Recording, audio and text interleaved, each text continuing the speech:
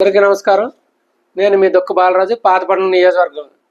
ఈరోజు మెల్లియాపుట్టి మండలం మర్రిపాడు సి గ్రామ పంచాయతీ పరిధిలో కార్యాలయం ఆనించి ఈరోజు శ్రీమతి కురిగన భవానీ గారు పాతపట్నం జనసేన పార్టీ బాధ్యతలు నిర్వహిస్తున్నారు.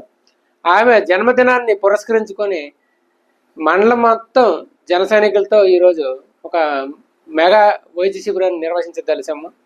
అయితే దానికి ఎటువంటి పర్మిషన్లు అనేవి తీసుకోవాల్సిన అవసరం అయితే లేదు అనేసి మాకు తెలుసు. ఎందుకంటే గతంలో చాలామంది కూడా వైద్య శిబిరాలు నిర్వహిస్తే అనుమతులు అక్కర్లేదనే సంగతి ప్రతి ఒక్కరికి తెలిసిన విషయమే. అయితే మేము అక్కడ పంచాయతీ కార్యదర్శికి ఎంపీడీఓకి సాధారణంగా చెప్పాలి కాబట్టి మీరు రండి, మా కార్యక్రమం మేము చేస్తాం అనేసి చెప్తే సరే అన్నాడు. తెల్లవారితే మేము కార్యక్రమానికి ఏర్పాట్లు అన్నీ చేసుకున్నాక మీరు అక్కడ కార్యక్రమం చేయడానికి వీల్లేదు అని ఫోన్ చేశారు. ఎందుకు ఇది ఇలా అంటున్నారంటే, మీరు కూటమి నాయకులకి చెప్పట్లేదు, అందులో టీడీపీ నాయకులకి మీరు చెప్పలేదు, ఎక్స్ సర్పంచ్కి చెప్పలేదు అనేసి ఇలాంటి మాట్లాడుతూ పంచాయతీ సెక్రటరీ గారు మరియు మెల్లియాపుట్టి మండలంలో ఉన్నటువంటి ఎంపీడీఓ గారు ఇద్దరు కూడా గట్టిగానే నాతో వారించారు. నేను ఒకటే చెప్పాను, ఏ గ్రామంలో అయితే కార్యక్రమాలు నిర్వహిస్తాం ఆ గ్రామంలో మాకు నచ్చిన పెద్దలకి చిన్నకి పెద్దకి పిలుచుకొని మేము కార్యక్రమం చేస్తాము. కూటమిలో నాయకులకి పిలాలి అనే అధికారులు మాకు చెప్పాల్సిన అవసరం లేదు. అదే అధికారికి మేము ఈరోజు అడుగుతున్నా, మీరు కూటమి ప్రభుత్వం ఏర్పడి 2 సంవత్సరాలు అయ్యింది, ఏ రోజు కూడా ఏ ప్రభుత్వ కార్యక్రమానికి కూడా ఎంతమంది కూటమి నాయకులకి 37 పంచాయతీలు పిలిచినారు మీరు? మన మెల్లియాపుట్టి మండలంలో 37 పంచాయతీల్లోపు 34 పంచాయతీల్లోపు వైఎస్ఆర్సీపీ సర్పంచ్లు మాత్రమే ఉన్నారు. మిగతా 3 పంచాయతీల్లోపు టీడీపీ సర్పంచ్లు ఉన్నారు. టీడీపీ సర్పంచ్లు ఉన్నప్పుడు మీరు ఆ పంచాయతీలో చేసి మిగతా 34 పంచాయతీలో వైఎస్ఆర్సీపీ నాయకులు ఉన్నారని మీరు ఎక్కడైనా కార్యక్రమాలు వదిలేశారా? ప్రభుత్వ కార్యక్రమాలు చేయడం మానేశారా? మేము ప్రభుత్వ కార్యక్రమాలు అధికారికంగా నిర్వహించవలసిన ప్రభుత్వ కార్యక్రమాలు గౌరవ చంద్రబాబు నాయుడు గారు, పవన్ కళ్యాణ్ గారు, బీజేపీ నాయకులు, రాష్ట్ర అధ్యక్షులు మన మాధవ్ గారు, వీళ్ళందరూ కూడా కూటమిని కలుపుకొని వెళ్ళండి అని చెప్తే మీరు అధికారులు కూడా ఎంతవరకు మీరు కలుపుకొని వెళ్ళారు? ఒక అధికారి ఒక మండలంలో ఒక పార్టీని నడిపిస్తున్న నాకు మీరు ఫోన్ చేసి మీరు మెడికల్ క్యాంప్ నిర్వహించడానికి వీల్లేదు, మీ నాయకులు పుట్టినరోజులు ఉంటే మీ ఇంట్లో చేసుకోండి, మీ ఊర్లో చేసుకోండి, పంచాయతీ ఆవరణంలోపు మీరు ఎలా చేస్తారు? ఖాళీ స్థలం ఉంది కాబట్టి మేము అక్కడ చేసాము. అక్కడ చేస్తే మాకు వచ్చే వాళ్ళకి రానుపోను వెళ్ళే వాళ్ళకి మెడికల్ క్యాంప్ అనేసి స్పష్టంగా కనబడుతుందనేసి మేము చేయడానికి అక్కడ ఏర్పాట్లు చేసామే తప్ప మేమేదో అక్కడ లేకపోతే ఇంకో దగ్గర పెట్టుకుంటే అవదనేసి కాదండి.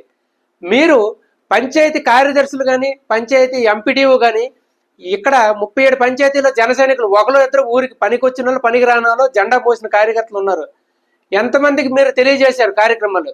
తెలుగుదేశం నాయకులకి మేము ఒకటే చెప్తున్నాం, మేము పొత్తుకి విరుద్ధం కాదు, మేము ఇప్పటికి కూడా పార్టీని పొత్తుని గౌరవిస్తున్నాం. అధికారులతో ఇలాగ మమ్మల్ని బెదిరింపు ధోరణికి పాల్పడి అధికారులతో మాకు బెదిరింపులు చేసి మా కార్యక్రమాలు అడ్డుకోవడం ఏమాత్రం సబబు కాదు. మేము తక్షణమే మా పార్టీ అధ్యక్షులకి మరియు జిల్లా అధ్యక్షులకి ఈ శ్రీకాకుళం అర్బన్ డెవలప్మెంట్ చైర్మన్ అయిన కురిగన రవి గారికి ఈ విషయం తెలియజేస్తాం. మేము ఇప్పటికి తెలియజేయలేదు, తెలియజేస్తాం. తప్పకుండా ఈ విషయాన్ని కళ్యాణ్ గారి దృష్టికి ఖచ్చితంగా తీసుకెళ్తాం. ఇది చిన్న సమస్య కావచ్చు, గోటుతో పోయింది గొడ్డల వరకు తీసుకొస్తాను. రేపటి రోజున స్థానిక ఎలక్షన్ ఉంది. మేము కళ్యాణ్ గారికి మేము ఒకటే విన్నవించుకుంటున్నాం, మా నాయకునికి ఇలాంటి పరిస్థితులు ఉంటే మేము గ్రామాల్లో తిరగలేము, గ్రామాల్లో ప్రజల దగ్గరికి ఏ ముఖం పెట్టుకుని వెళ్తాము? మా నాయకత్వాన్ని మేము బలోపేతం చేసుకోవాల్సిన అవసరం మాకు ఉన్నది. మేము పదవులు అడగట్లేదు, మేము ప్రభుత్వ కార్యక్రమాల కుర్చీల కోసం వెంపర్లాడట్లేదు. ప్రభుత్వము కళ్యాణ్ గారు 10 సంవత్సరాలు పొత్తు ఉంటుందని చెప్తున్నారు. దానికి అనుగుణంగానే మేము మా యొక్క మనసును మార్చుకొని మేము ఉంటున్నామే తప్ప మీరు అధికారిగా మీరు తెలుగుదేశం చెప్పండి, వాళ్ళకి పిలిస్తేనే మీరు ఇక్కడ కార్యక్రమం చేయడానికి అనుమతి, వాళ్ళు లేకపోతే మీకు అనుమతి లేదని అనడము ఖచ్చితంగా ఇది అధికార దుర్వినియోగమే. మీరు అధికార దుర్వినియోగం గతంలో తెలుగుదేశం వారు ఎవరైతే చేశారో అదే ప్రాంగణంలో నా దగ్గర వీడియో ఫొటోస్ ఉన్నాయి. వాళ్ళు చేయడానికి అనుమతి ఎలా ఇచ్చారు? మేము కూటమిలో ఉన్నాం, వాళ్ళు ఏమైనా మాకు పిలిచి చేశారా?